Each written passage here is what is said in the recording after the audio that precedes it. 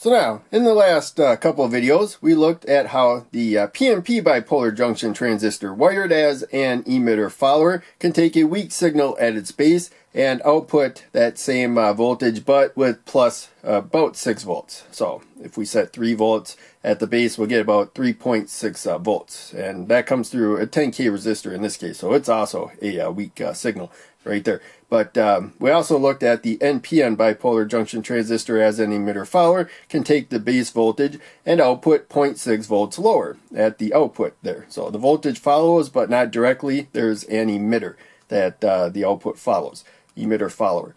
And so main thing is though, we got 0.6 volt rise if we use the PNP bipolar junction transistor, 0.6 volt drop when it comes to the voltage with the NPN bipolar junction transistor. So when you cascade it in this way, then you got the voltage in plus 0.6 minus 0.6. Ultimately, you got the voltage in is the same as the voltage out. In this case, you can provide quite a bit of power at that voltage because it heads directly to the positive supply right there. It's the common collector. And now we'll look at the circuit on the board right there. So we have our trim pot there. There's a resistive element that goes from one end to the other. There's a couple pins in there and 10,000 ohm trim pot. And then we got the wiper that slides across there, but it connects to that middle pin. We're bringing that divided voltage to the base, the middle pin of the 2N3906, a PNP bipolar junction transistor. So the collector is to the negative supply right there. We got the base in the middle and the emitter on top right there. Emitter is to the pull up resistor to help raise the voltage above 0 volts to this point right there because we got ground over there. So again, it's just a signal voltage, 10K. But over here we got the NPN bipolar junction transistor. So it has the same pin layout. It's a 2N3904. Other transistors have different pin layouts. But we got the collector on top to the positive supply, the base in the middle right there getting our signal, and then the emitter right there to our 10K resistor to help set that voltage at the output. So now, of course, what matters is the voltages. So we're going to set the meter to measure voltage. I don't have to move the red probe for anything other than high current. This is an auto ranging meter. If it had numbers, I would have to set it to a number voltage higher than what we're going to measure. But in any case, I got this clip. We're going to put the black probe to ground. Our voltages we care about are in relationship to ground.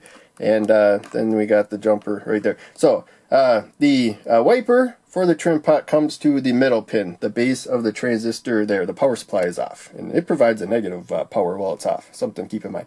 But there we go. We got the trim pot about halfway. And you can see about half of the supply voltage. We got 10 volts. I mean, not 10 volts, 5 volts at the supply right there.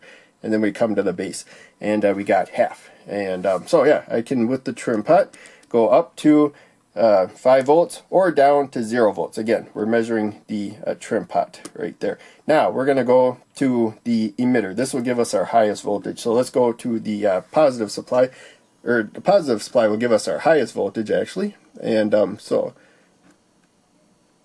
that's the spot I want right there, where the jumpers. So yeah, we got our 5 volts there. Again, it's going to follow, but it's not going to be able to go all the way to ground right there. So because we have that base to emitter difference right there. That's the main thing. But otherwise, it's following. Whatever we set to the base, this is going to be about 0.6 volts higher. So this should be what, like 2.4 in that range. So these are not perfect numbers. So again, we got our we'll just use these right here. So we had about 2.5 basically, 3 volts at the emitter, and then we come over to the other emitter. And there we go. We got 2.481. So that is pretty close to the voltage that we got from the trim pot right there. Looks like it's spot on. Sometimes it's like slightly different. But yeah, it looks like we're pretty spot on right there. And it may vary a bit too if we added a load.